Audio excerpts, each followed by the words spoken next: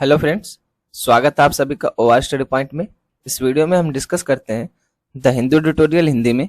उसके अलावा जो भी इंपॉर्टेंट करंट अफेयर आता है हमारे एग्जाम की दृष्टि से, आईएएस पीसीएस एग्जाम की दृष्टि से, उसके बारे में हम इसमें कवर करते हैं।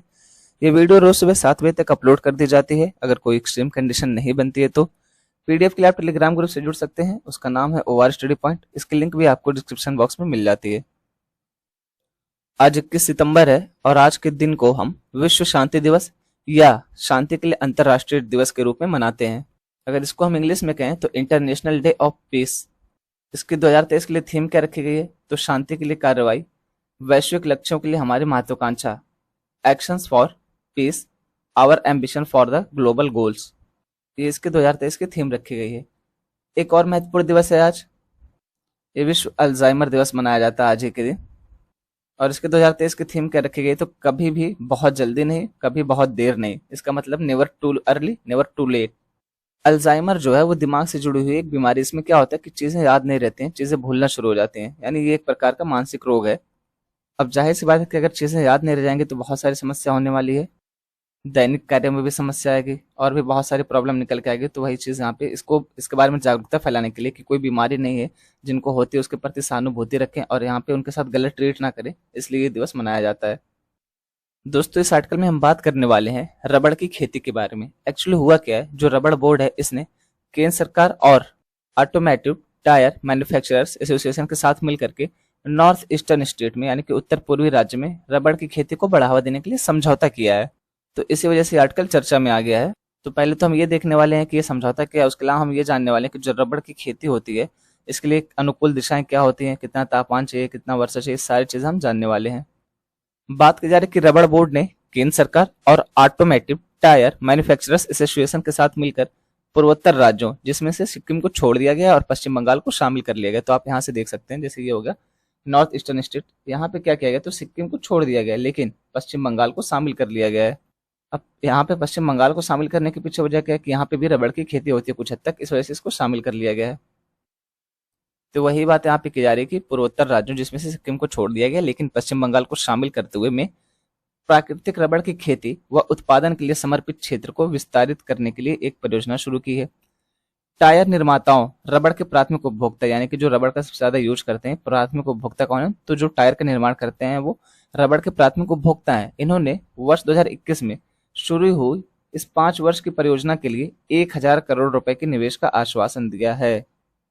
अगर हम बात करें भारत में रबड़ बाजार की स्थिति के बारे में तो प्राकृतिक रबड़ के विषय में, प्राकृतिक रबड़ एक बहुपयोगी और आवश्यक कच्चा माल है जो कुछ पौधों की प्रजातियों, मुख्य रूप से रबड़ के पेड़ के लेटेक्स अथवा दूध या तरल पदार्थ से प्राप्त होता है। जैसे आप यहाँ पे देख पा रहे होंगे कि ये जो पदार्थ इकट्ठा हो रहा है दूधिया तरीके का, इसी से रबड़ बनता है। तो उसी के बारे में यहाँ पे बात की जा रही है, जिसे वैज्ञानिक रूप से हेविया ब्रासिलियंसिस नाम से जाना जाता है।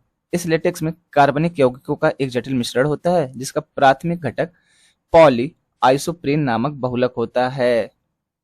तो यहाँ पे ये चीज ध्यान देने वाली कि पॉली आइसोप्रीन नामक बहुलक होता है, इसी से बनता है। तो इसको चीज ध्यान में रखें इस चीज को। रबड़ की खेती के लिए उपयुक्त दशाएं क्या हैं तो इसकी खेती के लिए 2000 से 4500 मिलीमीटर वार्षिक वर्षा वाली उष्णकटिबंधीय जलवायु उपयुक्त होती है। उसके अलावा 4.5 से लेकर के 6 के अम्लीय पीएच तथा उपलब्ध फास्फोरस की न्यूनतम मात्रा वाली गहरी और लेटेराइट उपजाऊ मृदा की आवश्यकता होती है। उसके अलावा न्यूनतम और अधिकतम तापमान 25 से 34 डिग्री सेल्सियस के बीच होना चाहिए, जिसमें 80% सापेक्ष आर्द्रता खेती के लिए आदर्श है। तीव्र पवनों की संभावना वाले क्षेत्रों से बचना चाहिए। वर्ष भर प्रतिदिन 6 घंटे की दर से प्रति वर्ष लगभग 2000 घंटे तक तेज धूप की आवश्यकता होती है। यानी अगर खेती करनी है तो ये सारी दशाएं होनी चाहिए जहाँ पे रबड़ की अच्छी तरीके से खेती की जा सकती है। और यही वजह है कि सामान्यतः आप देखेंगे जो रबड़ की खेती है ये नॉर्थ ईस्टर्न स्टेट या साउथ इंडियन स्टेट में ही होती है। अगर हम बात करते हैं रबड़ उत्पादन की और उसकी खपत कहाँ पे होती है उसके बारे में, तो बात करें कि भारत वर्तमान में प्राकृतिक रबड़ का विश्व में 5वां सबसे बड़ा उत्पादक है। यानी 5वें स्थान पर हमारा स्थान आता है कि हम सबसे ज्यादा उत्पादन करते हैं। लेकिन अगर यही हम देखते हैं विश्व स्तर पर तो इसके सबसे बड़े उपभोक्ताओं की श्रेणी में हम दूसरे स्थान पर आते हैं। यानी भारत 5वां सबसे बड़ा उत्पादक तथा दूसरा सबसे बड़ा उपभोक्ता है रबड़ का। और इससे बड़ी ताज्जुब की बात यह है कि इतना होने के बाद भी भारत की जो कुल प्राकृतिक रबड़ की खपत है इसका लगभग 40% हिस्सा हम आयात करते हैं। अगर हम बात करें रबड़ के वितरण की तो वर्तमान में भारत में लगभग 8.5 लाख हेक्टेयर रबड़ के बागान हैं। और प्रमुख रबड़ उत्पादक राज्यों में शामिल है केरल, तमिलनाडु, त्रिपुरा और असम। आप इसको मैप में देख लीजिए एक दफा। तो यहाँ पे हो गया आपका केरल, ये हो गया तमिलनाडु, और यहाँ पे हो गया आपका असम, और यहाँ पे हो गया आपका त्रिपुरा। तो इसको मैप में देखने से और ज्यादा याद रह जाता है। तो ये रबड़ के प्रमुख उत्पादक राज्य हैं, इसको ध्यान में रखेंगे आप। बात की जा रही है कि रबड़ की खेती का एक बहुत बड़ा हिस्सा, लगभग 5 लाख हेक्टेयर, दक्षिणी राज्यों केरल और तमिलनाडु के कन्याकुमारी जिले में स्थित है। इसके अतिरिक्त त्रिपुरा रबड़ उत्पादन परिदृश्य में लगभग 1 लाख हेक्टेयर का योगदान करता है। रबड़ का यूज कहाँ कहाँ पे होता है उसके बारे में बात की जाए तो पहला इसमें टायर निर्माण। रबड़ अपने उत्कृष्ट पकड़ और घिसावट प्रतिरोध के कारण टायर उत्पादन का एक प्रमुख घटक है। उसके अलावा ऑटोमेटिव पार्ट्स हो गया, जैसे सील, गास्केट, होसेस और वाहनों के विभिन्न घटकों में उपयोग किया जाता है। जूते बनाने के लिए भी इसका उपयोग किया जाता है। सामान्यतः इसके कुशनिंग और स्लिप प्रतिरोधी गुणों के चलते इसका उपयोग जूतों के सोल बनाने में किया जाता है। अगर औद्योगिक स्तर पर देखें हम तो कन्वेयर बेल्ट, होसेस और मशीनरी घटकों में पाए जाते हैं। चिकित्सा उपकरणों में देखें तो दस्ताने, सिरिंज, प्लंजर और चिकित्सा उपकरणों में उपयोग किया जाता है। उपभोक्ता वस्तुओं में बात करें तो गुब्बारे, इरेजर और घरेलू दस्ताने जैसे उत्पादों में उपयोग किया जाता है। उसके अलावा खेल के सामान बनाने में देखा जाए तो टेनिस बॉल हो गया, गोल्फ बॉल हो गया और सुरक्षात्मक गियर जैसी वस्तुओं में पाया जाता है। अगर हम बात करें रबर बोर्ड के बारे में, जिसने समझौता किया हुआ केंद्र सरकार और टायर एसोसिएशन के साथ मिलकर के, तो इसकी स्थापना रबर बोर्ड अधिनियम 1947 की धारा 4 के तहत की गई थी। और यहाँ पे एक संवैधानिक निकाय ना होकर के एक वैधानिक निकाय। देखिए संवैधानिक निकाय क्या होता है? ऐसा निकाय जिसकी स्थापना संविधान के अनुच्छेद के अनुसार की गई, जैसे आर्टिकल 280 के तहत वित्त आयोग, जैसे आपका चुनाव आयोग, ये संवैधानिक निकाय। लेकिन जिस भी निकाय की स्थापना कोई कानून बना के की जाती है तो उसको वैधानिक निकाय कहा जाता है, स्टैच्यूटरी बॉडी या लीगल बॉडी कहा जाता है। तो ये भी एक प्रकार के वैधानिक संगठन है, वैधानिक निकाय है। तथा वाणिज्य और उद्योग मंत्रालय के प्रशासनिक नियंत्रण के तहत कार्य करता है। यानी ये कौन से मंत्रालय के अंतर्गत आता है? तो वाणिज्य और उद्योग मंत्रालय के अंतर्गत ये आता है। बोर्ड का नेतृत्व केंद्र सरकार द्वारा नियुक्त अध्यक्ष करता है और इसमें प्राकृतिक रबड़ उद्योग के विभिन्न हितों का प्रतिनिधित्व करने वाले 28 सदस्य होते हैं। यानी यहाँ पे एक अध्यक्ष होता है प्लस 28 सदस्य होते हैं। बोर्ड का मुख्यालय कहाँ है? तो जाहिर सी बात है कि जहाँ पे सबसे ज्यादा उत्पादन होता है वहीं पे मुख्यालय भी है, यानी कि केरल के कोट्टायम में स्थित है इसका मुख्यालय। बोर्ड रबड़ से संबंधित अनुसंधान, विकास, विस्तार एवं प्रशिक्षण गतिविधियों को सहायता और प्रोत्साहन प्रदान करके देश में रबड़ उद्योग के विकास के लिए उत्तरदायी है। तो ये था रबड़ के बारे में, हमने जिसको पूरे डिटेल्स में देखा है। अभी क्या हुआ था, तो रबड़ बोर्ड ने समझौता किया था रबड़ के उत्पादन को बढ़ावा देने के लिए। तो इस तरीके से हमने ये देख लिया कि कहाँ पे इसका सबसे ज्यादा उत्पादन होता है, रबड़ का प्रयोग क्या होता है, रबड़ बोर्ड क्या है, इसका मुख्यालय कहाँ पे है और क्या समझौता था, ये सारी चीजें हमने देख ली। दोस्तों इस आर्टिकल में बात की जा रही है कि DARPG ने अगस्त 2023 में CPGRAMS पर राज्यों या केंद्र शासित प्रदेशों के प्रदर्शन पर 13वीं रिपोर्ट जारी की है। ये आर्टिकल बहुत ज्यादा इंपॉर्टेंट तो नहीं है, क्योंकि ये जो रिपोर्ट है ना, ये प्रत्येक माह आती है, यानी मासिक रूप से जारी की जाती है।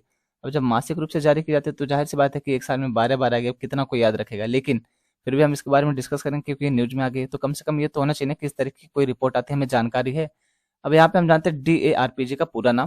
तो इसका पूरा नाम है department of administrative reform and public grievance. अगर इसको हिंदी में हम कहते हैं तो प्रशासनिक सुधार और लोक शिकायत विभाग। इसी तरीके से अगर हम CPGRAMS का पूरा नाम जानने की कोशिश करें तो इसका पूरा नाम है centralised public grievance redress and monitoring system, जिसको हिंदी में कहा जाएगा केंद्रीकृत लोक शिकायत निवारण और निगरानी प्रणाली। ये क्या है? तो ये एक प्रकार का ऑनलाइन मंच है, ऑनलाइन प्लेटफॉर्म है, जहाँ पे हम क्या कर सकते हैं, तो अगर सरकारी चीजों से जुड़ी, जैसे सरकारी कार्यालय हो गया, सरकारी अधिकारी हो गया, इनसे जुड़ी कोई शिकायत है तो हम इसको यहाँ पे जाकर रजिस्टर करवा सकते हैं इस मंच पे। और ये 24/7 अवेलेबल रहता है, यानी 24 घंटे 7 दिन हफ्ते के अवेलेबल रहता है। यहाँ पे कोई बंदी नहीं रहती है। तो अगर हमें कोई शिकायत है कि सेवा को लेकर के कि अच्छी सेवा नहीं मिली इस कार्यालय से, इस अधिकारी ने हमारे साथ बदतमीजी की है, ठीक प्रकार से ट्रीट नहीं किया है, इसके बारे में हम शिकायत करना चाहते हैं, तो हम जा करके इस प्लेटफॉर्म पे शिकायत कर सकते हैं। इसी के लिए बस इतना सा समझिए आसान भाषा में। तो आइए हम जानते हैं इसके बारे में कुछ महत्वपूर्ण बातें। जैसे यहाँ पे बात करें कि प्रशासनिक सुधार और लोक शिकायत विभाग DARPG ने अगस्त 2023 में राज्यों के लिए केंद्रीकृत लोक शिकायत निवारण और निगरानी प्रणाली CPGRAMS की 13वीं मासिक रिपोर्ट जारी की है। अब आप यहाँ से देख सकते हैं कि मासिक रिपोर्ट है। यह रिपोर्ट सार्वजनिक शिकायतों के प्रकार और उनके समाधान का विस्तृत विश्लेषण प्रदान करती है। यानी किसके बारे में है रिपोर्ट? तो सार्वजनिक शिकायतों के ये कौन से प्रकार की शिकायतें आ रही और उनका समाधान कैसे किया गया है, इसके बारे में जानकारी देती है। अगस्त 2023 में राज्यों और केंद्र शासित प्रदेशों द्वारा कुल 82,013 शिकायतों का निवारण किया गया है। और अगस्त 2023 में राज्यों और केंद्र शासित प्रदेशों को मिलाकर के कुल कितने मामले हैं? तो 1,69,753 मामले आए हैं अगस्त 2023 में।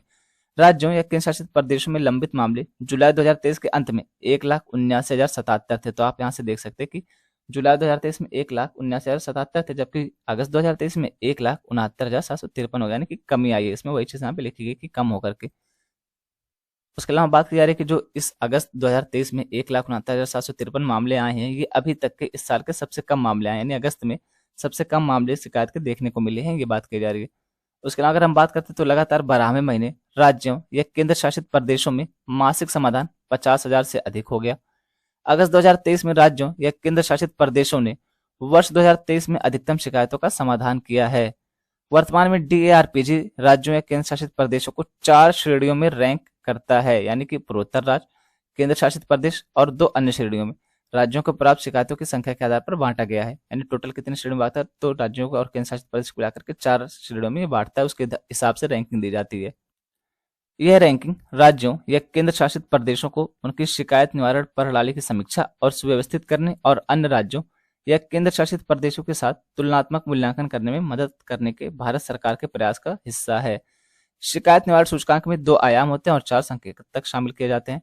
रैंकिंग 1/1/2023 से 31/8/2023 तक 2 आयाम। कौन कौन सा आयाम है, तो गुणवत्ता और शिकायतों का समय पर निवारण, इसी में राज्यों या केंद्र शासित प्रदेशों के प्रदर्शन पर आधारित है। अब यहाँ पे हम रैंकिंग देख लेते हैं। तो आप यहाँ से देख सकते हैं कि समूह ए हो गया, जो ये पूर्वोत्तर राज्य हो गए। इसमें पहले स्थान पर कौन है, तो सिक्किम, दूसरे स्थान पर असम, तीसरे स्थान पर अरुणाचल प्रदेश। अगर हम समूह बी की बात करते हैं तो इसमें केंद्र शासित प्रदेश आते हैं। इसमें पहले स्थान पर लक्षद्वीप है, दूसरे स्थान पर अंडमान और निकोबार है और तीसरे स्थान पर लद्दाख है। अगर हम समूह सी की बात करते हैं तो राज्य जहां शिकायतें ये तो 20,000 के बराबर आई थी, तो इससे ज्यादा आई थी, तो उत्तर प्रदेश हो गया, इसमें झारखंड हो गया, राजस्थान हो गया। यहाँ पे आप देख सकते हैं कि पहला स्थान उत्तर प्रदेश का, दूसरा स्थान झारखंड का, तीसरा स्थान राजस्थान का। इसी तरीके से अगर हम बात करते हैं समूह डी की, तो जहाँ शिकायतें 20,000 से कम थी, तो यहाँ की बात करते हैं अगर हम, तेलंगाना पहले स्थान पर है, छत्तीसगढ़ दूसरे स्थान पर है और केरल तीसरे स्थान पर है। ये अगले महीने फिर से चेंज हो जाएगा, तो कोई बहुत ज्यादा ध्यान देने की जरूरत नहीं है। बस इतना याद रखिएगा कि इस तरीके से कोई रैंकिंग आती है, कोई रिपोर्ट आती है जिसमें बताया जाता है। तो समूह में कौन शामिल है, इसमें नॉर्थ ईस्टर्न स्टेट शामिल है, उत्तर पूर्वी राज्य शामिल है। इसी तरीके से समूह बी में इसमें केंद्र शासित प्रदेश शामिल है। समूह सी में कौन है, तो जहाँ पे शिकायतें 20,000 के बराबर या इससे अधिक आती हैं। और समूह डी में कौन है, जहाँ पे शिकायतें 20,000 से कम आई थी। तो इस हिसाब से रैंकिंग दी गई यहाँ पे। लगातार 12वें महीने राज्यों या केंद्र शासित प्रदेशों में शिकायतों का मासिक समाधान 50,000 से अधिक हो गया है। अगस्त 2023 में उत्तर प्रदेश में सबसे अधिक 24,575 शिकायतें प्राप्त हुई हैं। उत्तर प्रदेश और महाराष्ट्र ने अगस्त 2023 में सबसे अधिक शिकायतों का समाधान किया। इनकी संख्या क्रमशः 24,157 और 18,692 हो गई है। तो अगर उत्तर प्रदेश और महाराष्ट्र से कोई लेक्चर सुन रहा है तो कमेंट बॉक्स में कमेंट कर सकता है कि उत्तर प्रदेश से है महाराष्ट्र से। अगर उत्तर प्रदेश से है तो यूपी लिखिएगा, महाराष्ट्र से है तो एमएच लिखिएगा। डीआरपीजी ने सर्वोत्तम योजना के तहत राज्य केंद्र शासित प्रदेश एटीआई द्वारा आयोजित प्रशिक्षणों की वास्तविक समय स्थिति की निगरानी के लिए एक समर्पित पोर्टल विकसित किया है। यह हो गया इस रिपोर्ट के बारे में, यहाँ पे जानकारी होगी थोड़ी बहुत। अब हम उत्तर प्रदेश को मैप में देख लेते हैं। ये हो गया उत्तर प्रदेश और ये हो गया महाराष्ट्र, जिसने इस सूची में टॉप किया हुआ है, जिसने सबसे ज्यादा शिकायतों का निवारण किया हुआ है, उसके बारे में बात की जा रही है। और जब भी मैप देखे ना तो सिर्फ वही चीज, वही क्षेत्र, वही चीज मत देखिए। मैप जब भी देखिए तो उसके आसपास का क्षेत्र जरूर देखिए। जैसे अब आप यहाँ पे महाराष्ट्र देख रहे हैं तो ये देखिए कि कौन कौन से राज्यों के साथ सीमा साझा करते हैं। जैसे मध्य प्रदेश हो गया, गुजरात हो गया, इस तरीके से आप यहाँ पे देख सकते हैं कि गोवा हो गया, ऐसे यहाँ पे कर्नाटक हो गया, तेलंगाना हो गया, यहाँ पे छत्तीसगढ़ हो गया। तो इस तरीके से आप उत्तर प्रदेश का भी देख रहे हैं तो इसका भी देखिए आसपास से कौन से राज्यों के साथ सीमा साझा कर रहा है। उसके अलावा आप यहाँ पे भी देख सकते हैं इसका फिजिकल बाउंड्री दिखाया गया है। तो अगर आप देखना चाहें कभी भी मैप देखिए तो आसपास का क्षेत्र जरूर देखिए। दोस्तों आपको बैकग्राउंड में कोई आवाज आ रही है, एक्चुअली कुछ महिलाएं गाना गा रही हैं, गीत गा रही हैं और वो माइक पे गा रही हैं। होगा कुछ उनके घर, मुझे जानकारी नहीं है, तो उस पर ध्यान मत दीजिएगा। आइए इस आर्टिकल के बारे में हम जानते हैं एक्चुअली हुआ क्या है। जो अभी हमारे केंद्रीय वित्त मंत्री है, इनका क्या नाम है, तो इनका नाम है निर्मला सीतारमण जी। उसका जो हमारे केंद्रीय कृषि मंत्री, इनका क्या नाम है, तो इनका नाम है नरेंद्र सिंह तोमर। इन दोनों ने मिल करके क्या किया है, तो कृषि क्षेत्र को बढ़ावा देने के लिए कुछ पहलों का अनावरण किया, कुछ पहले शुरू किए हैं। तो उन्हीं पहलों के बारे में हम जानने वाले हैं। एक्चुअली 3 पहले शुरू किए हैं, तो उसी पहलों के बारे में हम इस आर्टिकल में जानने वाले हैं। तो आइए बिना किसी देरी के शुरू करते हैं, इसके पहले कि कोई और गेस्ट संगीत शुरू हो जाए। बात करें कि केंद्रीय वित्त मंत्री श्रीमती निर्मला सीतारमण और केंद्रीय कृषि मंत्री श्री नरेंद्र सिंह तोमर ने आज नई दिल्ली में एक ऐतिहासिक कार्यक्रम में कृषि ऋण केसीसी और MISS और फसल बीमा PMFBY और WUBCIS पर केंद्रित पहल का अनावरण किया। देखिए यहाँ पे केसीसी क्या है, तो इसका पूरा नाम है किसान क्रेडिट कार्ड। अभी कुछ दिन पहले हमने इसके बारे में डिस्कस किया था, तो आज भी थोड़ा बहुत जान लेंगे इसके बारे में। इसके पहले हमने इसके बारे में डिस्कस कर लिया। उसके अलावा ये क्या है, MISS, तो इसका पूरा नाम है मॉडिफाइड इंटरेस्ट सब्सिडी स्कीम, इसको अगर हम हिंदी में कहते हैं तो इसको हिंदी में कहेंगे संशोधित ब्याज अनुदान योजना। और यहाँ पे इसका पूरा नाम है प्रधानमंत्री फसल बीमा योजना, और इसका पूरा नाम है regional weather based crop insurance scheme, यानी कि मौसम के हिसाब से जो बीमा दिया जाता है फसलों का, उसके बारे में बात की जा रही है।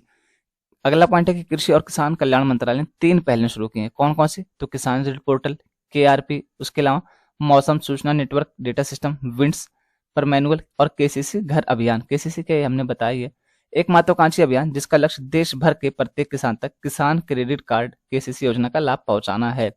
इन पहलों का उद्देश्य कृषि में क्रांति लाना, वित्तीय समावेशन को बढ़ाना, डेटा उपयोग को अनुकूलित करना और देश भर में किसानों के जीवन में सुधार करना है। अगर हम बात करते हैं किसान ऋण पोर्टल के बारे में, KRP के बारे में, तो बात की जा रही है कि कृषि और किसान कल्याण मंत्रालय, वित्तीय सेवा विभाग, उसके अलावा पशुपालन और डेयरी विभाग, उसके अलावा मत्स्य विभाग, उसके अलावा RBI और नाबार्ड, इतने लोग मिल करके इस पे काम कर रहे हैं। इन सब के द्वारा सहयोग पूर्वक विकसित किया गया। और KRP का काम क्या है? तो किसान क्रेडिट कार्ड के तहत ऋण सेवाओं तक पहुंच में क्रांति लाने के लिए तैयार है। यानी क्या करेगा? KCC के माध्यम से क्या करेगा? तो लोन देगा KRP। ये किसानों को संशोधित ब्याज अनुदान योजना MISS के माध्यम से रियायती कृषि ऋण प्राप्त करने में भी सहायता करेगा। कृषि ऋण पोर्टल एक एकीकृत केंद्र के रूप में कार्य करता है जो किसान डेटा, ऋण वितरण की विशेषताओं, ब्याज अनुदान के दामों और योजना उपयोग की प्रगति का व्यापक दृष्टिकोण प्रदान करता है। बैंकों के साथ सहज एकीकरण को बढ़ावा देकर यह अग्रणी पोर्टल सक्रिय नीति हस्तक्षेप, रणनीतिक मार्गदर्शन और अधिक केंद्रित और कुशल कृषि ऋण और ब्याज अनुदान के इष्टतम उपयोग के लिए अनुकूलनीय संवर्धन को सक्षम बनाता है। उसके अलावा अगर हम बात करते हैं घर घर KCC अभियान के बारे में, तो यह कार्यक्रम घर घर KCC अभियान की शुरुआत का भी प्रतीक है, जो 1 अक्टूबर से 31 दिसंबर 2023 तक आयोजित किया जाएगा। यह अभियान सार्वभौमिक वित्तीय समावेशन के लिए कृषि और किसान कल्याण मंत्रालय की प्रतिबद्धता को रेखांकित करता है। यह सुनिश्चित करता है कि प्रत्येक किसान के पास बिना किसी बाधा के क्रेडिट सुविधाओं तक पहुंच हो जो उनकी कृषि गतिविधियों को चलाती हो। क्रेडिट का क्या मतलब? ऋण, यानी कि लोन, जिसको आसान भाषा में कह सकते हैं। कृषि और किसान कल्याण मंत्रालय ने मौजूदा KCC खाता धारकों के डेटा को PM किसान डेटाबेस के साथ सावधानी पूर्वक सत्यापित किया है। उन खाता धारकों की पहचान की है जो PM किसान डेटाबेस से मेल खाते हैं और जो PM किसान लाभार्थी होने के बावजूद KCC खाते नहीं रखते हैं।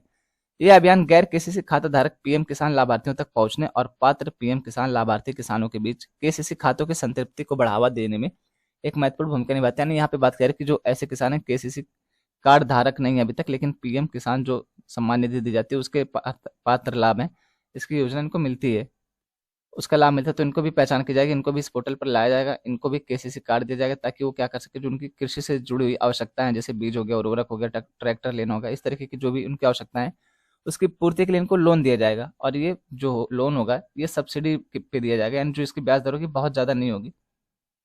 तो इसी के लिए ये सारी चीजें चलाई जा रही हैं। घर घर KCC अभियान का ये मतलब है कि KCC के बारे में घर घर जा करके जागरूकता फैलाना, लोगों को KCC लेने के लिए प्रोत्साहित करना, इसके बारे में जानकारी फैलाना। तीसरा है विंड्स मैनुअल का शुभारंभ।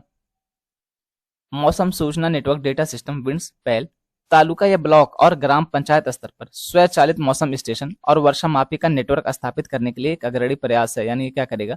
तो ब्लॉक स्तर पर या तालुका स्तर पर और ग्राम पंचायत के स्तर पर खुद से ही बताएगा कि मौसम कैसा रहने वाला है, वर्षा कैसे होने वाली है, वर्षा कितनी हुई, ये सारी चीजें यहाँ पे ये बताएगा। यह पहल मौसम डेटा का एक मजबूत डेटाबेस बनाता है जो विभिन्न कृषि सेवाओं का समर्थन करता है। आप सभी को पता है कि जो भारत है यहाँ पे कृषि जो है वो मुख्यतः मानसून पर आधारित है, तो इस वजह से अगर मानसून सही नहीं रहता तो हमारी कृषि भी खराब हो जाती है। और मानसून अगर मान लीजिए अधिक वर्षा हो गई तो पूरी फसल बर्बाद हो गई, वर्षा नहीं हुई तब भी फसल बर्बाद हो गई क्योंकि उसको उतना पानी नहीं मिल पाया। इस वजह से हमारे यहाँ पे सिंचाई की आवश्यकता पड़ती है क्योंकि मानसून जो है बहुत अनिश्चित है, तो मानसून के ऊपर ही हमारी कृषि डिपेंड करती है। तो यही कह रहा है कि ये वर्षा को नापेगा, उसके अलावा जो मौसम कैसा रहने वाला है उसके बारे में जानकारी देगा। आज लॉन्च किया गया व्यापक विंड्स मैनुअल हितधारकों को पोर्टल की कार्य क्षमताओं, डेटा व्याख्या और प्रभावी उपयोग की गहन समझ प्रदान करता है। यह राज्यों और केंद्र शासित प्रदेशों को विंड्स प्लेटफॉर्म के साथ स्थापित करने और एकीकृत करने में मार्गदर्शन करता है, पारदर्शी और वस्तुनिष्ठ डेटा अवलोकन और संचालन को बढ़ावा देता है। यह बेहतर फसल प्रबंधन, संसाधन आवंटन और जोखिम शमन के लिए मौसम डेटा का लाभ उठाने के लिए व्यवहारिक अंतर्दृष्टि भी प्रदान करता है। अब अगर हम बात करें किसान क्रेडिट कार्ड के बारे में, तो इसकी शुरुआत कब थी? तो 1998 में इसकी शुरुआत की गई थी। किसके लिए? तो खेती, कृषि आदानों की खरीद और अन्य जरूरतों के लिए इसकी शुरुआत की गई थी। यानी इसके तहत क्या कहते हैं? तो ऋण दिया जाता है, लोन दिया जाता है। 2004 में किसानों के निवेश ऋण आवश्यकता को पूरा करने के लिए इस योजना का विस्तार किया गया था और 2018-19 में यह सुविधा मत्स्य पालन और पशुपालन करने वाले किसानों तक बढ़ा दिए गए थे। यानी पहले जो खेती करते थे सिर्फ उन्हीं के लिए थी, लेकिन 2018-19 में क्या किया गया, जो मछली पालन करते हैं और जो पशुपालन करते हैं उनको भी किसान क्रेडिट कार्ड जारी किया जाने लगा। इसका उद्देश्य फसल की खेती, फसल के बाद के खर्चों, उत्पादन विपणन, ऋण, उपभोग आवश्यकताओं और कृषि संपत्तियों के रखरखाव के लिए कार्यशील पूंजी के लिए किसानों की अल्पकालिक ऋण आवश्यकताओं को पूरा करना है। केसीसी एटीएम सक्षम रुपए डेबिट कार्ड और लचीली या सरलीकृत प्रक्रियाओं के साथ आता है। ब्याज छूट का लाभ उठाने के लिए आधार सीडिंग अनिवार्य है। यानी आधार सीडिंग का क्या मतलब है कि अगर हम ब्याज पर छूट चाहते हैं तो हमें आधार लिंक कराना ही पड़ेगा, ये कंपलसरी है, तभी हमें ब्याज छूट मिलेगी, ब्याज सब्सिडी मिलेगी। और यहाँ पे एक चीज और बताया कि जो रुपए डेबिट कार्ड होता है उसके तहत यहाँ पे काम किया जाता है। तो रुपए डेबिट कार्ड जो शायद इंडिया में ही बना हुआ है, इंडिया में विकसित है, ये स्वदेशी है। अब यहाँ पे जो केसीसी, इसके लिए कार्यान्वयन एजेंसियां कौन कौन सी, यानी कौन कौन सी एजेंसियां, कौन कौन से क्षेत्र ऐसे हैं, कौन कौन सी कंपनियां ऐसी हैं जो इसके तहत ऋण दे सकती हैं, लोन दे सकते हैं केसीसी पर। तो इसमें पहले वाणिज्यिक बैंक, कमर्शियल बैंक, जैसे हमारा जो नॉर्मल बैंक है जहाँ पे आपके अकाउंट्स होंगे, सेविंग अकाउंट्स, करंट अकाउंट्स, ये जहाँ पे अकाउंट है ये कमर्शियल बैंक है जो लाभ बनाने के उद्देश्य से काम करते हैं। उसके अलावा जो हो गया क्षेत्रीय ग्रामीण bank, RRB, regional rural bank, उसके अलावा लघु वित्त बैंक हो गया और सहकारिता क्षेत्र के लोग, ये सारे लोग क्या कर सकते हैं, तो ऋण दे सकते हैं किसान क्रेडिट कार्ड के ऊपर। दोस्तों ये आर्टिकल हम सब के लिए बहुत इंपॉर्टेंट है, हमारे फैमिली के लिए इंपॉर्टेंट है, तो इसको ध्यान से सुनिएगा। जरूरी नहीं कि हर चीज हमारे एग्जाम में ही काम है, वैसे तो ये एग्जाम में काम आएगी ही आएगी, लेकिन ये हमारी पर्सनल लाइफ में भी काम आने वाली है, तो इसको बहुत ही ध्यान से सुनिएगा। देखिए इस आर्टिकल में हम दो चीज को मिला के कंबाइन करके डिस्कस करने वाले हैं। पहला आप यहाँ पे देख सकते हैं कि डब्ल्यूएचओ ने एक रिपोर्ट जारी की है, किसके ऊपर, तो जो हाई ब्लड प्रेशर का, उच्च रक्तचाप का दुनिया के ऊपर इंपैक्ट पड़ रहा है उसके बारे में डब्ल्यूएचओ ने एक रिपोर्ट जारी की है। तो एक तो ये आर्टिकल हो गया। दूसरा आर्टिकल आप यहाँ पे देख सकते हैं कि जो हमारे केंद्रीय स्वास्थ्य मंत्री हैं डॉक्टर मनसुख मांडविया ने, इन्होंने क्या किया है, तो गैर संचारी रोगों यानी कि एनसीडी, नॉन कम्युनिकेबल डिजीज, इसके एवं मानसिक स्वास्थ्य के रोकथाम और नियंत्रण पर संयुक्त राष्ट्र अंतर एजेंसी टास्क फोर्स के मित्रों की वार्षिक बैठक को संबोधित किया है। तो इन दोनों आर्टिकल को हम मिला के कवर करने वाले हैं। देखिए बीमारी को अगर हम बांट रहे हैं तो दो तरीके से बांट सकते हैं। एक तो होता है संचारी रोग यानी कि कम्युनिकेबल डिजीज इंग्लिश में जिसको कहते हैं, एक होता है गैर संचारी रोग जिसको इंग्लिश में नॉन कम्युनिकेबल डिजीज कहा जाता है। अब ये क्या होती है, संचारी रोग का ये मतलब है कि ऐसी बीमारियां जो कांटेक्ट में आने से हो जाए, फॉर एग्जांपल एचआईवी अगर कांटेक्ट में आते हैं, फ्लूइड कांटेक्ट में आते हैं तो हो सकता है। फॉर एग्जांपल अगर आप देखते हैं, उसके अलावा हेपेटाइटिस ए बी सी हो गया, तो ऐसी बीमारियां जो संपर्क में आने से हो सकती हैं उसको कम्युनिकेबल डिजीज कहा जाता है, संचारी रोग कहा जाता है। अब दूसरी तरफ नॉन कम्युनिकेबल डिजीज है, तो आप समझ ही गए होंगे कि यहाँ पे कौन सी बीमारियां आती हैं। यहाँ पे ऐसी बीमारियां आती हैं जो संपर्क में आने से नहीं फैल सकती, यानी अगर हम कांटेक्ट में रहते भी हैं तब भी हमें ये बीमारी नहीं होगी भले से सामने वाले को। कैसे, जैसे कि बात कीजिए हृदय रोग के बारे में, ऐसा तो है नहीं कि अगर किसी को हृदय की प्रॉब्लम है और आप उसके साथ 10 मिनट बात करें तो घर जाके पता चल रहा है कि आपको भी प्रॉब्लम हो गई, आप भी हृदय के मरीज हो गए, दिल के मरीज हो गए, ऐसा तो होगा नहीं। इसी तरीके से अगर कैंसर की बात की जाए तो मान लीजिए कि भगवान ना करे कि किसी को कैंसर है, तो ऐसा तो है नहीं कि आपने कैंसर वाले से 10 मिनट बात की और आप घर पे जाते हैं तो पता चलता है कि आपको भी कैंसर हो गया। भगवान ना करे कि कभी भी ऐसी हालत बने, लेकिन इनको नॉन कम्युनिकेबल डिजीज कहा जाता है, गैर संचारी रोग कहा जाता है, यानी कि ऐसी बीमारी जो संपर्क में आने से नहीं फैलती हैं। तो इस आर्टिकल में हम इन्हीं के बारे में बात करने वाले हैं। और आप देख सकते हैं कि हाई ब्लड प्रेशर जो है ये भी एक प्रकार की नॉन कम्युनिकेबल डिजीज है, यानी कि एनसीडी है। क्योंकि हाई ब्लड प्रेशर चाहे लो ब्लड प्रेशर, ऐसी बीमारियां कांटेक्ट में आने से तो फैलती नहीं है, ये हमारी आदतों की वजह से, हमारे खान पीने की वजह से। देखिए यार सीधी सी बात है ना, अगर कोई अर्ली मॉर्निंग उठता है 5 बजे तक अगर उठ जाता है तो उसको बीमारी होने की बहुत ही संभावनाएं कम हो जाती है, सबसे पहला पॉइंट।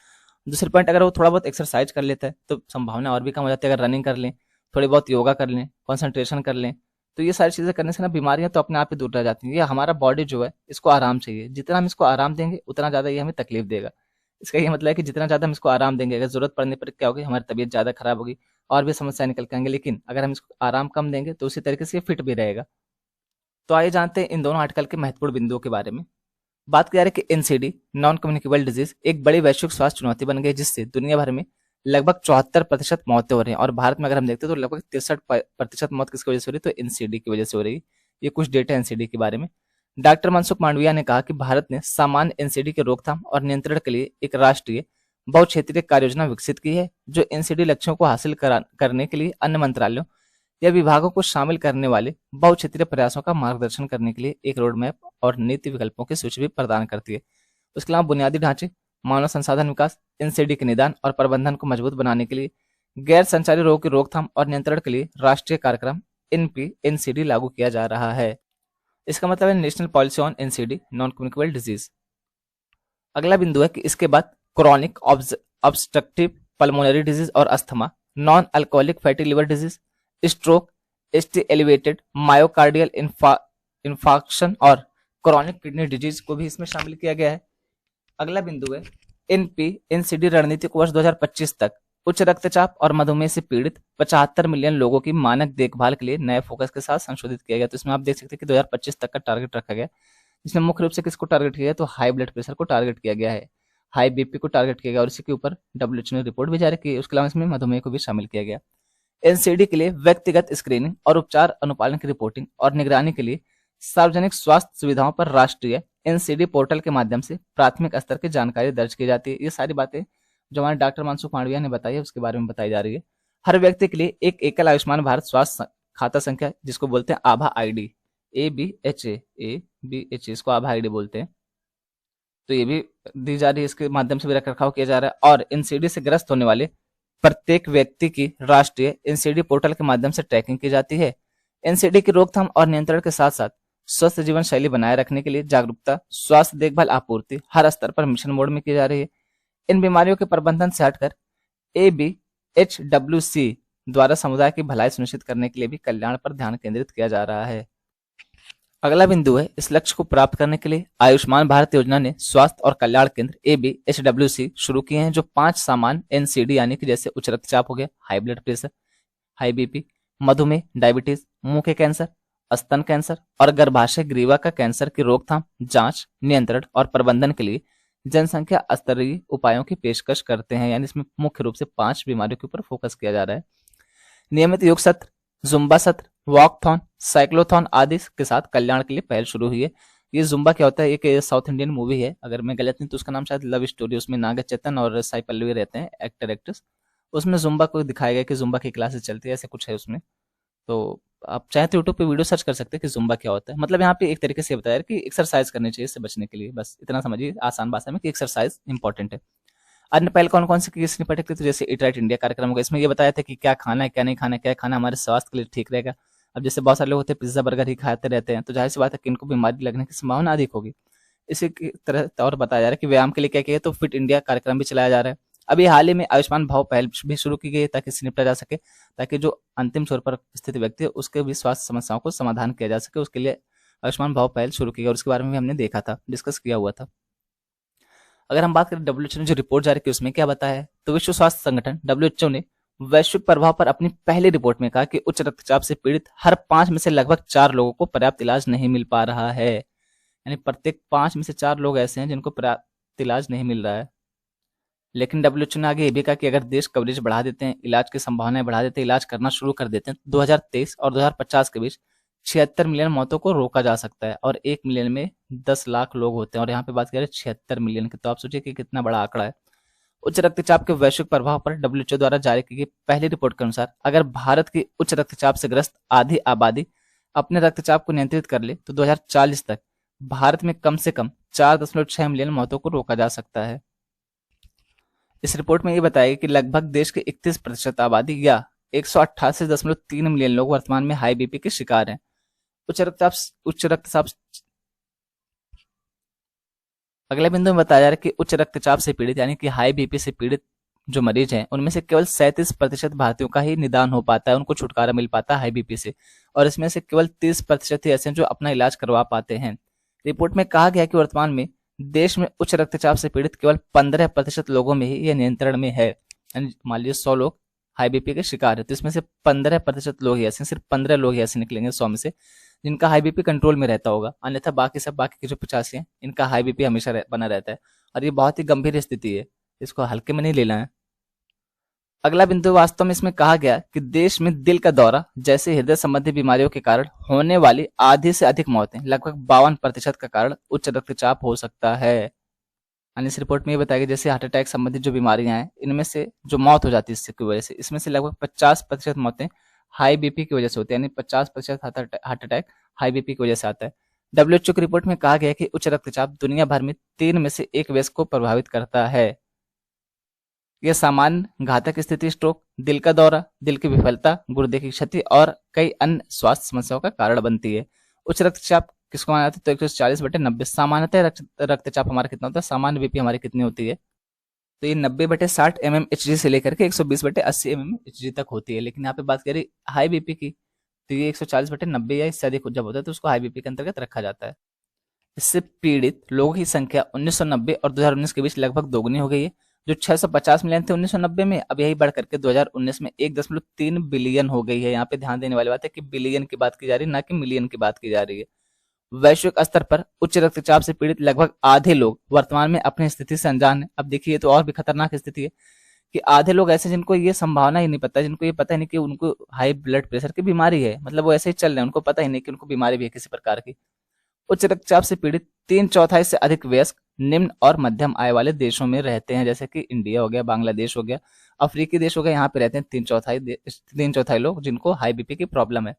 पिछले साल के अंत में प्रकाशित द लैंसेट क्षेत्रीय स्वास्थ्य दक्षिण पूर्व एशिया के एक पेपर के अनुसार भारत में मृत्यु और विकलांगता के लिए उच्च रक्तचाप सबसे महत्वपूर्ण जोखिम कारक है। उसके अलावा बात की जा रही है कि इस रिपोर्ट में कहा गया है कि 2016 से 20 के दौरान भारत में 1/4 से भी कम उच्च रक्तचाप वाले रोगियों का रक्तचाप नियंत्रण में था। हालांकि इस दर में पिछले वर्षों के आंकड़ों में सुधार हुआ है, लेकिन विभिन्न क्षेत्रों में पर्याप्त अंतर मौजूद है। यानी पिछले वर्षों की तुलना में इसमें सुधार तो हुआ है, लेकिन फिर भी अभी भी क्षेत्रीय विभिन्नता इसमें पाई जाती है और अभी भी बहुत ज्यादा सुधार नहीं कि उसकी तारीफ की जाए। अगले बिंदु में बात की जा रही है कि लैंसेट पेपर का कहना है कि 2019-20 के राष्ट्रीय परिवार स्वास्थ्य सर्वेक्षण नेशनल फैमिली हेल्थ सर्वे 5 के अनुसार पुरुषों में 24% पुरुषों को हाई बीपी की समस्या, और अगर महिलाओं की बात करें तो 21% महिलाओं को हाई बीपी की समस्या थी। और अगर हम यही नेशनल फैमिली हेल्थ सर्वे 4 का डेटा देखें जो 2015-16 के लिए हुआ था, तो इसमें पुरुषों में 19% पुरुषों को हाई बीपी की समस्या थी और महिलाओं में 17% महिलाओं को हाई बीपी की समस्या थी। यानी पिछले वर्षों की तुलना में अभी वृद्धि हुई है। बात करें कि भारत उच्च रक्तचाप नियंत्रण पहल राष्ट्रीय स्वास्थ्य मिशन के तहत एक बड़े पैमाने पर उच्च रक्तचाप हस्तक्षेप को प्राथमिक स्वास्थ्य देखभाल प्रणाली के भीतर किए गए सकारात्मक कार्यों के लिए मान्यता दी गई है। अगर हम बात करें कि युवा आबादी के लिए इसमें क्या बताया गया है इस रिपोर्ट में, तो चूंकि भारतीयों में अन्य आबादी की तुलना में एक दशक पहले हृदय रोग विकसित होने की संभावना अधिक होती है और युवाओं में दिल के दौरे की रिपोर्ट पहले आती है, इसलिए डब्ल्यूएचओ के निष्कर्ष महत्वपूर्ण हो जा रहे हैं। अनियंत्रित उच्च रक्तचाप रक्त वाहिकाओं और अंगों को नुकसान पहुंचाता है और लंबे समय तक हृदय तनाव के संपर्क में रहने से यह प्रभाव बढ़ भी जाता है। इसलिए यदि युवा लोगों का उच्च रक्तचाप का पता नहीं चल पाता या अनियंत्रित हो जाता है तो उन्हें भविष्य में प्रतिकूल स्वास्थ्य घटनाओं का खतरा अधिक होता है। हमारी आबादी में मधुमेह कितना, तो 101 मिलियन लोगों को है और प्री डायबिटीज 137 मिलियन लोगों को है। प्री डायबिटीज क्या है कि अगर अगले स्टेप इनके है कि इनको भी मधुमेह हो जाएगा, डायबिटीज हो जाएगा। कि उच्च स्तर को देखते हुए अनियंत्रित उच्च रक्तचाप स्वास्थ्य जटिलताओं की समस्याओं को बढ़ा सकता है। हालांकि हमारे रहन सहन की आदतों को बदलकर और जरूरत पड़ने पर दवाओं का अतिरिक्त उपयोग करके प्रभावी नियंत्रण से इन जोखिमों को काफी हद तक रोका जा सकता है। सारी चीजें किसमें बताई गई, तो डब्ल्यूएचओ की रिपोर्ट में बताई गई है। इसलिए अगर हम बात करें कि प्राथमिक ट्रिगर क्या है, कारण क्या है जिसकी वजह से सारी चीजें हो रही है, तो इसमें उच्च नमक का सेवन हो गया, तंबाकू का उपयोग हो गया, मोटापा हो गया, शराब का सेवन हो गया और शारीरिक व्यायाम की कमी के रूप में सूचीबद्ध किया गया है। यानी नमक का सेवन बहुत अधिक करते हैं हम भारतीय। उसके अलावा जो तंबाकू है, अब तंबाकू की कंडीशन क्या बताई जाए, मतलब शायद ही भारत में कोई ऐसी जगह होगी जहां पे जाए और तंबाकू का थूक देखने को ना मिले। और ये लोग खाते भी हैं तो बहुत एकदम गर्व के साथ कि ऐसा लगता है हाँ देश का बहुत भला कर रहे हैं, ऐसा लग रहा है कि बहुत बहादुरी वाला काम कर रहे हैं, इनको अवार्ड देना चाहिए। अब खा लेंगे, आधा बोलेंगे, क्या बोलेंगे क्या नहीं बोलेंगे समझ नहीं आता है, ऊपर से थूक देंगे चाहे ना। इतनी भी तमीज नहीं कि अगर खा भी रहे हो तो यार सही जगह थूको ना, पूरा देश पूरा सड़क क्यों गंदा कर रहे हो। तो भैया तंबाकू का सेवन भी एक वजह है आपके हाई ब्लड प्रेशर के पीछे, ठीक है। और मोटापा जो है, अब जब मोटापा चढ़ जाता है ना तो आदमी बहुत इनएक्टिव हो जाता है, तो इससे भी बहुत समस्या निकल के आती है। उसके अलावा शराब का सेवन, अब इसके बारे में भी क्या कहा जाए, पी के कोई कहीं पड़ा है, कोई कहीं पड़ा है, कोई नाली में पड़ा है उसको स्वर्ग नजर आ रहा है, कहीं कोई कुछ और कर रहा है उसको भी अच्छा लग रहा है। तो ये सारी समस्याएं हैं। खास करके ये जो पॉइंट है ना शारीरिक व्यायाम, ये हमें सबको करना चाहिए, चाहे उच्च रक्तचाप की बीमारी हो चाहे ना, उससे शरीर जो है एक्टिव रहता है, एनर्जीफुल रहता है। अर्ली मॉर्निंग उठ करके सबसे पहले एक्सरसाइज ही करनी चाहिए। देखिए मुमकिन हो तो गर्म पानी पीजिए, उसके अलावा फिर एक्सरसाइज कीजिए। अगर मुमकिन हो तो रनिंग कर लीजिए, अगर थोड़ा देर ही 5 मिनट से ही अगर रनिंग कर सकते हो तो सबसे बेटर होता है। उसके अलावा जैसे योगा हो गया, ये सारी चीजें करनी चाहिए यार। देखिए इसको धर्म से मत जोड़िए, ये वे ऑफ लाइफ है, जीवन जीने का तरीका है, इसको धर्म से मत जोड़िए योगा वोगा को। वास्तव में रिपोर्ट ने भारत में तंबाकू के उपयोग 28% और शारीरिक निष्क्रियता 34% को दो सबसे शक्तिशाली ट्रिगर के रूप में चिन्हित किया है।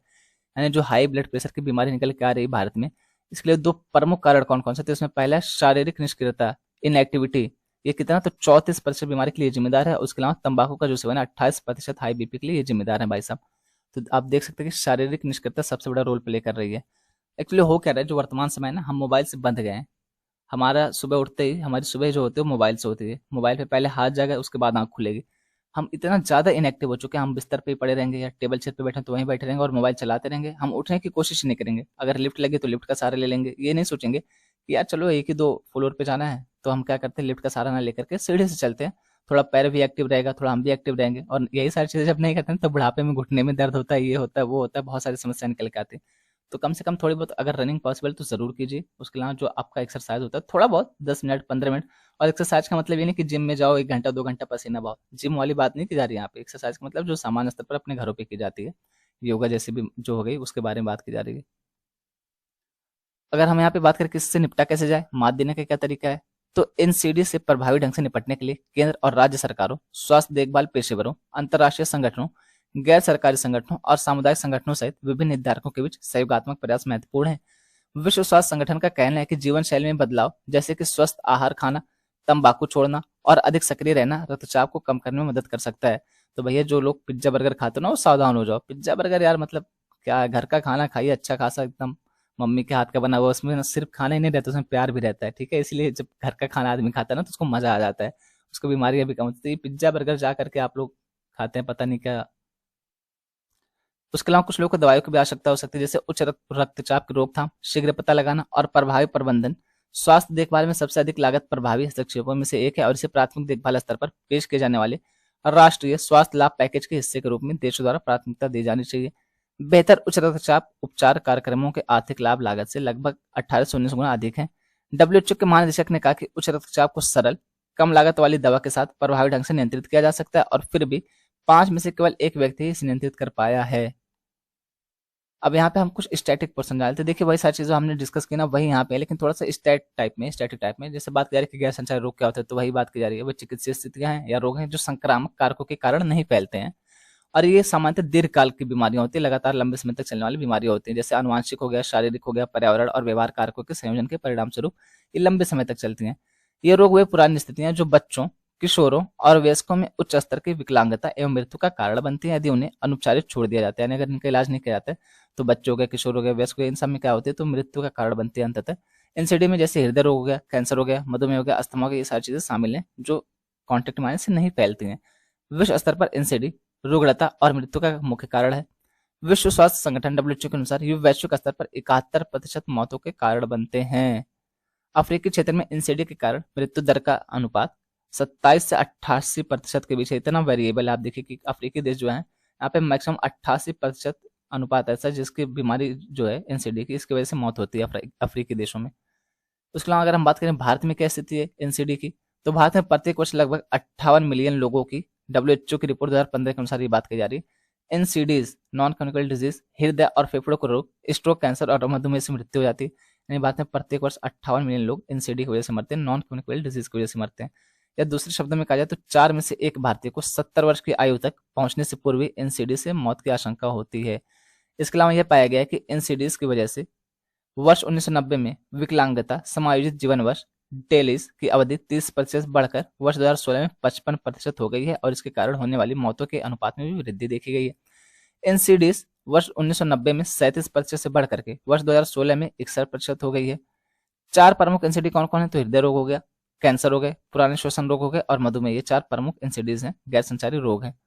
यहाँ चार्ट के माध्यम से दिखाने की कोशिश की गई कि भारत में कितने लोग किस बीमारी से प्रभावित हैं एनसीडी से। जैसे बात करें डायबिटीज से, मधुमेह से, तो 65 मिलियन लोग हो गए, अस्थमा से 38 मिलियन लोग हो गए, इसी तरीके से कॉप्ट 55 मिलियन लोग हो गए। यहाँ पे इसका पूरा नाम है क्रोनिक ऑब्स्ट्रक्टिव पल्मोनरी डिजीज, यानी जो स्वास्थ्य संबंधी बीमारियां होती है ना उसके बारे में बात करें। उसके अलावा आप देखें स्ट्रोक, तो 6.5 मिलियन लोग इससे प्रभावित हैं। इसी तरीके से इससे हार्ट डिजीज जो हो गया, इससे 23.8 मिलियन लोग। इसी तरीके से सीडीज जो है 54.5 मिलियन लोग इससे प्रभावित हैं। तो यहाँ पे दिखाया कि कितने मिलियन लोग, इतनी संख्या किस बीमारी से प्रभावित है। इसी तरीके से यहाँ पे ये दिखाया जा रहा है कि एनसीडी की वजह से कितनी डेथ हो रही है। 86% मौतें जो होती है एनसीडी की वजह से ये लो और मिडिल इनकम कंट्रीज में होती है, यानी निम्न और मध्यम आय वाले देशों में होती हैं। उसके अलावा बात करें कि 66% of total death in India were caused by NCDs, यानी भारत में होने वाली 66% मौतें ऐसी थी जो एनसीडी के कारण हुई थी। उसके अलावा यहाँ पे ये बताया कि प्रत्येक वर्ष एनसीडी की वजह से 17 मिलियन लोग की जान जाती है जिनकी उम्र 70 साल से कम है। और एनसीडी में अगर हम इसको कैटेगराइजेशन करके देखें कि इंडिया में किसकी वजह से कितनी जान गई थी, तो 25.66 लाख जान किसकी वजह से गई थी, तो कार्डियोवैस्कुलर डिजीज की वजह से गई थी।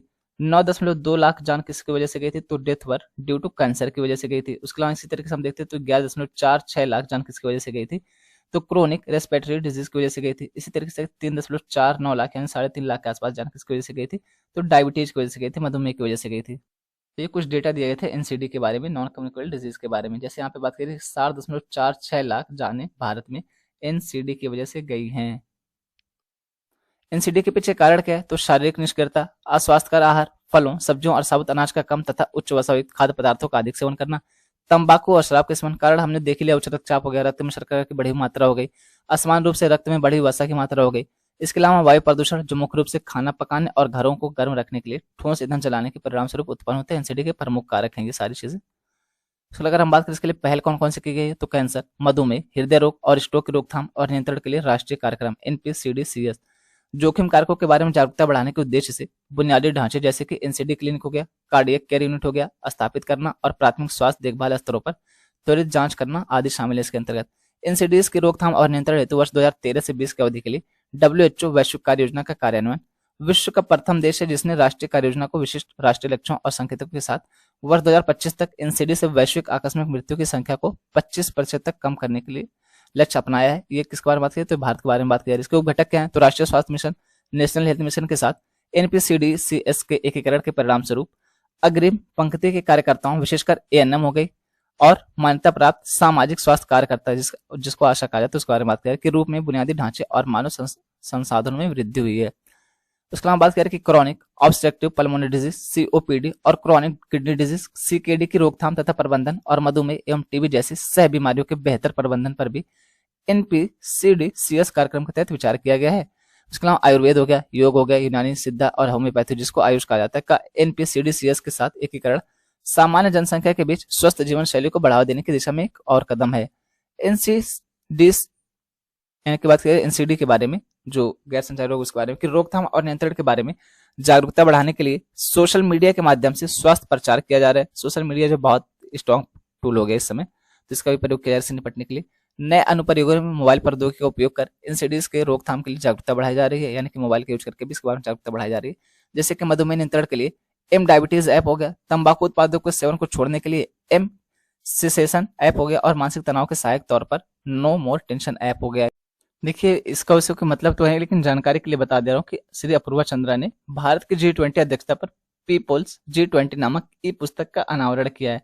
ना तो ये कुछ इंपॉर्टेंट रखता है हमारे एग्जाम के दृष्टि से, ना ही कुछ और। हो सकता है कि कभी कोई जिक्र कर दे कि किसी पुस्तक का अनावरण किया गया है क्या, तो इस तरीके से आप ध्यान रखिए कि पीपल्स G20 नामक ई पुस्तक लॉन्च की गई, किसके द्वारा, तो अपूर्व चंद्रा के द्वारा लॉन्च की गई। बस इतना, ये इससे ज्यादा कुछ है नहीं इसके बारे में। कल एक स्टूडेंट के द्वारा ये पूछा गया था कि जो खुली बाजार बिक्री योजना है इसके बारे में बता दीजिएगा, समझ नहीं आया कि ये क्या होता है, इसके बारे में थोड़ी सी जानकारी दे दीजिएगा। देखिए इसको एकदम आसान भाषा में समझिए, इसका कुछ और ये जो लिखा हुआ है वो सारी चीज तो लिखी हुई है, लेकिन एकदम आसान भाषा में समझिए इसका मतलब क्या होता है। जो एमएसपी पे सरकार द्वारा किसानों से खरीदा जाता है, चाहे वो गेहूं हो गया, चाहे चावल हो गया, चाहे दाल हो गई, उसका सरकार करती क्या है, तो जाहिर सी बात है कि सरकार तो अपने घर लेके जाती नहीं, वो हमारे लिए खरीदती है। तो जो गेहूं और चावल होता है इसी को सरकार भंडारित करके रख लेती है, यानी इसका भंडारण होता है और इसको एक जगह रखा जाता है भंडारों में, गोदामों में। अब जैसे मान लीजिए कहीं प्राकृतिक आपदा आ गई, बाढ़ आ गई, सुनामी आ गई, कहीं सूखा पड़ गया, मानसून ठीक नहीं है, तो सरकार क्या करती है, यहाँ पे यही जो भंडारण करके गेहूं चावल रखा हुआ है इसी को यहाँ पे भेज देती है सहायता के रूप में। लेकिन मान लीजिए कि उत्पादन कम होता है और फसलें जो है कम हमारे पास अवेलेबल हैं, यानी जो गेहूं हो गया और चावल हो गया, मुख्यतः इन्हीं दो चीजों के बारे में बात की जा रही है कि अगर इनकी उपलब्धता बाजार में कम है, जब उपलब्धता कम है और इतनी बड़ी जनसंख्या, इनका पेट भरना, तो क्या होगा, जाहिर सी बात है कि मांग अधिक होगी और उपलब्धता कम होगी, तो क्या होगा, मांग बढ़ेगी और मांग की वजह से कीमत बढ़ेगी, यानी कि महंगाई बढ़ेगी। अब ये महंगाई बहुत ज्यादा ना बढ़ जाए, भगदड़ जैसी स्थिति ना मच जाए, इस महंगाई को रोकने के लिए जो सरकार के पास गेहूं चावल का भंडार है, जो सरकार ने भंडारित करके रखा हुआ था, इसी को मार्केट में लेके आती है और कहती है कि आप लोग खरीदिए इसको और इसको ले जाकर के बेचिए, यानी कि अवेलेबिलिटी बढ़ाने के लिए, मार्केट में उपलब्धता बढ़ाने के लिए, जिससे कि महंगाई को कंट्रोल किया जा सके, सरकार खुले तौर पर नीलामी करती है। इन नीलामी के माध्यम से इसको बेचना शुरू करती है, इसी को कहा जाता है खुली बाजार बिक्री योजना। हाँ, यहाँ पे ध्यान देने वाली चीज है कि ये जो मार्केट में बेचा जाता है ये साप्ताहिक रूप से बेचा जाता है, तो हर सप्ताह में एक बार सरकार क्या करती है, ई नीलामी के माध्यम से, यानी कि ऑनलाइन इसकी बिक्री के लिए बोली लगाती है और जिसका दाम सही रहता है उसको सरकार बेच देती है। तो यही खुली बाजार बिक्री योजना। उम्मीद है कि समझ आ गई होगी, बाकी वही सारी चीजें यहाँ पे लिखी गई हैं। और इससे फायदे क्या होते हैं, देखिए जो सरकार के पास भंडार करके रखा हुआ है तो बहुत लंबे समय तक तो रख नहीं सकते, एक समय के बाद ये खराब होना शुरू हो जाएगा, तो सरकार का भी फायदा हो जाता है कि जो भंडार था इसका ये भी चला गया। दूसरा फायदा ये हो जाता है कि जो मुद्रास्फीति है, महंगाई, ये भी नियंत्रित की जा सकती है और इसके तरीके से अब यहाँ पे जो खरीदार है उनका भी फायदा हो जाता है कि खरीदते 10 रुपए में, बेचते 15 रुपए में, तो इनका भी फायदा है, सरकार का भी फायदा है, मुद्रास्फीति भी कम हो रहा है, विन विन कंडीशन है, इन सबका फायदा हो रहा है। तो यही है खुली बाजार बिक्री योजना। उम्मीद है कि समझ आ गया होगा। अगर फिर भी समझ नहीं आया तो फिर से कमेंट कर दीजिएगा, कल इसको और अच्छे से एकदम और आसान भाषा में समझा दिया जाएगा, पूरा एग्जाम्पल देकर के। वैसे उम्मीद है कि समझ आ गया होगा, ठीक तरीके से समझाने की कोशिश की मैंने जितना मुझे समझता है। उसके अलावा अगर फिर भी आपको लगता है कि नहीं समझ आया तो इसमें कोई टेंशन लेने वाली बात नहीं है, बस आप एक बार कमेंट कर दीजिएगा कि समझ नहीं आया, तो उसको हम फिर से समझ लेंगे, इसमें ऐसा क्या है। उसके अलावा यहाँ पे थोड़ी सी जानकारी भारतीय खाद्य निगम के द्वारा दी गई है, जिसके द्वारा ये भंडार रखा जाता है ना, ये जो गेहूं और चावल इसका भंडार जिसके द्वारा रखा जाता है, तो ये यही भाई साहब है, भारतीय खाद्य निगम है, तो इसके बारे में थोड़ी सी जानकारी दी गई है। एफसीआई क्या है, तो एक सरकारी स्वामित्व वाला निगम है जो भारत में खाद्य सुरक्षा प्रणाली का प्रबंधन करता है। इसकी स्थापना 1965 में की गई थी, खाद्य निगम अधिनियम 1964 के द्वारा। और ये क्या करता है, तो पूरे देश में खाद्यान्न की पर्याप्त उपलब्धता सुनिश्चित करने और बाजार में मूल्य स्थिरता बनाए रखने के उद्देश्य से की गई थी। कमी या संकट के समय खाद्य सुरक्षा सुनिश्चित करने के लिए FCI, food corporation of India, खाद्यान्न का बफर स्टॉक भी रखता है। एफसीआई सार्वजनिक वितरण प्रणाली के लिए पूरे देश में खाद्यान्न वितरित करने के लिए भी जिम्मेदार है। एफसीआई अपने अधिशेष खाद्यान्न के निपटान के तरीकों में से एक के रूप में ये नीलामी भी आयोजित करता है। तो वही सारी चीजें हैं जो हमने बताई यहाँ पे। अगर आपको लगता है कि नहीं समझ आया फिर भी, तो आप कमेंट कर दीजिएगा, उसको फिर से अगले दिन हम अगले लेक्चर में इसको कंप्लीट कर लेंगे। यहीं तक रखते हैं आज की वीडियो। बोलने में जो भी गलती हो उसके लिए दिल से सॉरी। आप सबके सपोर्ट के लिए बहुत बहुत धन्यवाद। इसी तरीके से सपोर्ट बनाए रखिए। आप लोग कमेंट बॉक्स में कमेंट करके सुझाव दे सकते हैं कि सर यहाँ पे ये चीज़ समझ नहीं आई, या यहाँ पे इसको और बेटर किया जा सकता था, या आवाज़ स्लो है, या लिखने का स्पीड ज़्यादा है, बोलने का स्पीड ज़्यादा है, कुछ भी अगर आपको लगता है कि कोई कमी है तो लेक्चर में, तो आप कमेंट बॉक्स में कमेंट करके बता सकते हैं। और अगर आपको लगता है कि कमेंट बॉक्स में आप नहीं कह सकते कोई बात, तो ये ईमेल आईडी है, आप यहाँ पे कॉन्टैक्ट कर सकते हैं मुझसे, ईमेल कर सकते हैं। अगर आप कोई ऐसी बात कहना चाहते हैं जो कमेंट बॉक्स में नहीं कह सकते, तो ईमेल कर सकते हैं। यहीं तक रखते हैं आज की वीडियो। बोलने में जो भी गलती उसके लिए दिल से सॉरी। आप सबके सपोर्ट के लिए बहुत बहुत धन्यवाद। इसी तरीके से सपोर्ट बनाए रखिए।